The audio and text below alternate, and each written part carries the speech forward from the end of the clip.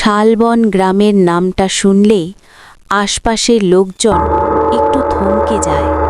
কেউ সরাসরি কিছু না বললেও চোখে মুখে একটা অস্বস্তি ফুটে ওঠে, কারণ এই গ্রামের পাশ দিয়েই চলে গেছে এক পুরনো রেল লাইন, যেটা দিনের বেলায় একেবারেই নিরীহ, কিন্তু রাত নামলেই ভিন্ন রূপ নেয়। রাহুল যখন প্রথম শালবনে আসে তখন বর্ষাকাল, নতুন চাকরি, নতুন পোস্টিং।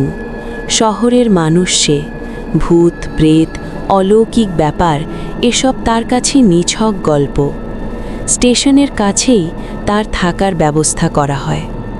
প্রথম সন্ধেতেই সে খেয়াল করল সূর্য ডোবার পর গ্রামটা অদ্ভুতভাবে নীরব হয়ে যায়।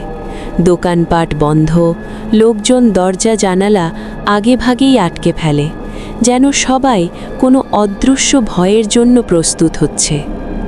স্টেশন মাস্টার, বয়সে বেশ বড়, একদিন তাকে ডেকে বলল, বাবু, একটা কথা মনে রাখবেন, রাত 11:30টার পর প্ল্যাটফর্মে যাবেন না। শেষ ট্রেন চলে গেলে আর এখানে থাকার দরকার নেই। রাহুল হেসে বলেছিল, কেন, ভূত নাকি আসে?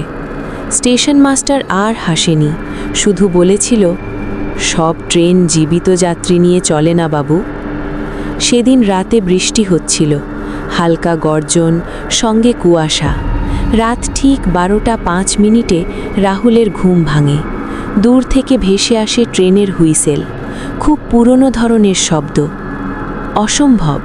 রাহুল বিছানায় উঠে বসে। শেষ ট্রেন তো 11:30টাতেই চলে গেছে। কৌতূহল জয়ী হয়। ছাতা হাতে নিয়ে সে স্টেশনের দিকে এগোয়।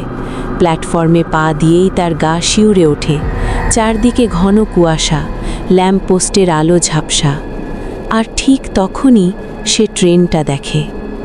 একটা পুরনো কালচে রঙের ট্রেন, গায়ে মরিচা, জানালায় হলুদ আলো। ইঞ্জিনটা যেন বহু যুগের পুরনো। কোনো নাম নেই, কোনো নম্বর নেই। ট্রেনের দরজা খুলে গেল। একজন একজন করে যাত্রী নামছে। সবাই অদ্ভুতভাবে নীরব, কারো মুখ স্পষ্ট দেখা যায় না। তারপর নামলেন তিনি। সাদা শাড়ি, ভেজা চুল, মুখ ফ্যাকাশে, চোখ দুটো যেন তাকিয়ে নেই, শূন্যে ঝুলে আছে। তিনি ধীরে ধীরে রাহুলের দিকে এগিয়ে এলেন। শীতল কণ্ঠে প্রশ্ন করলেন, টিকিট কাটবেন? রাহুলের গলা শুকিয়ে গেল।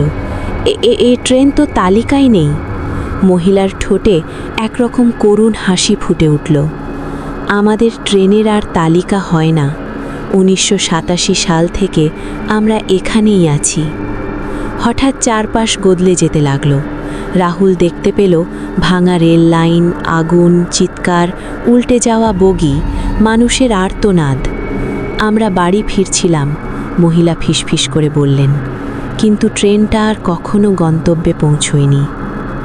রাহুলের হাতে হঠাৎ কিছু ঠান্ডা এসে পড়ল। তাকিয়ে দেখে একটা পুরনো পোড়া ট্রেন টিকিট। তাতে ছাপা তারিখ 15ই আগস্ট 1987।